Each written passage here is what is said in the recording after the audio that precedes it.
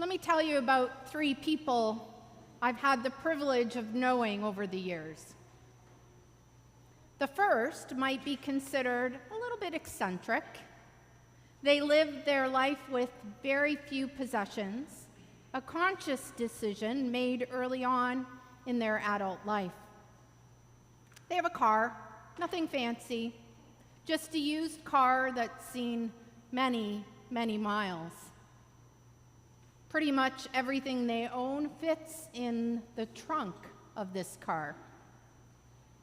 As they journey through life, they find modest places to live, a small apartment shared with several other people, relying on the hospitality of friends and strangers, or working the land on a farm in turn for a place to live.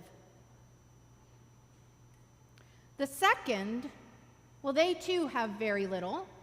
However, it's not by choice.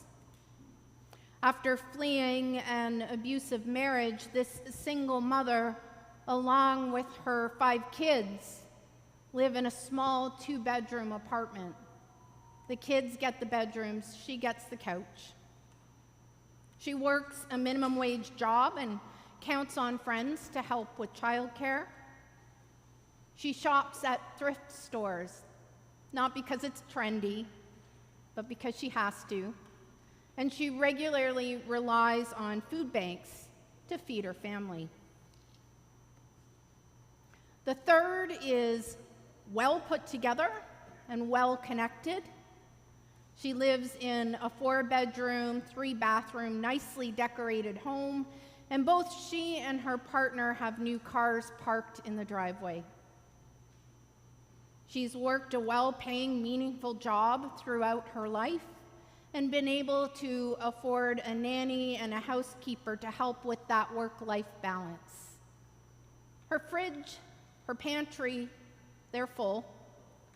If invited to her home for dinner, you're likely to be served a nice roast with all the trimmings served in her formal dining room. Now, by society's standards, the third person is the one who has it figured out, right? She would typically be considered maybe ahead of the others, having somehow gotten something right. The one who chooses to live with less might be seen as a little misdirected, a nomad, not quite grown up yet despite their age. And the single mother thought of as caught in a tragic situation, doing the best that they can. Money, possessions, wealth. Boy, do we wrestle with these things. Is abundance a 4-bedroom house and 2 cars and less 5 kids and food stamps? And what about the nomad who basically lives out of their car? Do they have it sorted out? Are we even to consider this? Our possessions, our money, our wealth, they're supposed to be private matters, right? If nothing else, we know that this can be a touchy subject. And it's a subject that Jesus didn't shy away from. The parable of the rich man that we just heard is simply one of the instances where Jesus talks about all this kind of stuff, specifically the abundance of possessions. In response to an argument over an inheritance between 2 brothers, Jesus warns of greed and proceeds to share with the crowd a story of a rich man who reaps an abundant harvest. A harvest so abundant, in fact, that he had no place to store all his crops. So what does he do? Well, he pulls down his old barns and builds larger ones to store up all of his goods. This kind of makes sense to us. Plan for the future. Store up the abundance so that it can be used in times of hardship. Perhaps. But there's more going on here. Or rather, there isn't enough going on here. The rich man in the parable, he is only concerned with his own well-being and preservation, that he himself is taken care of. And after a hugely successful growing season, the rich man gives himself a pat on the back for a job well done, sits back and relaxes. There's no thought of sharing the abundance. No thought of anyone else who may have had a less than stellar harvest. No thought of those who might benefit from an extension of the man's good fortune. There's also no recognition that this abundance is itself a gift from God, which, by the way, was to be baked into the life of the faithful. According to the law passed on from God through Moses, an offering to God from each crop harvested was to be made.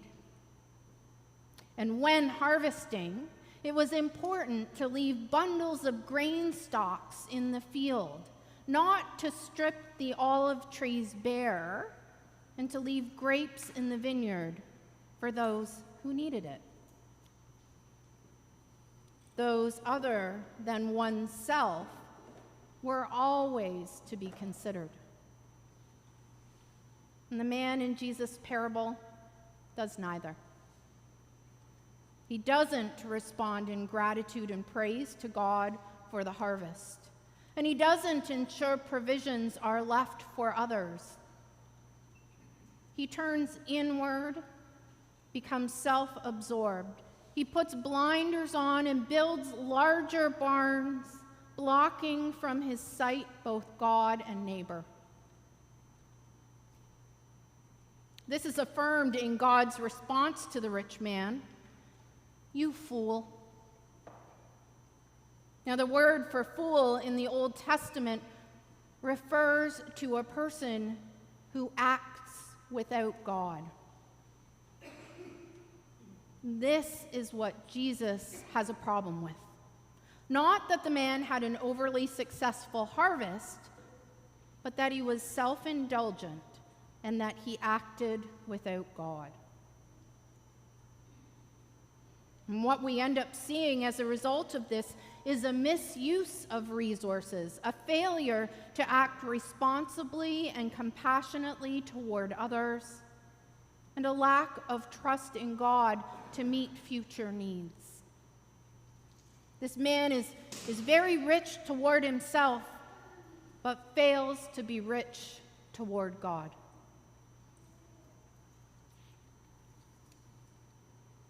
What does it mean for us to be rich toward God? Well, let's return to the three people I shared about a couple of moments ago. Three people whose situations are very different, but I can tell you that they have a lot in common. All live lives that exude an overwhelming amount of gratitude. All live lives that illustrate concern for their neighbor, and all have a heart for Jesus. All are rich toward God. Now, these three people, they don't know each other, but if their lives were to cross, it wouldn't surprise me to find them gathered around the oak table in the large home of the well-off woman, the nomad having fetched their guitar from their trunk, playing away, while the children of the single mom dance around joyfully, while she herself enjoyed a rare moment of rest. In a way, such an image ought to be reflective of our life as the church.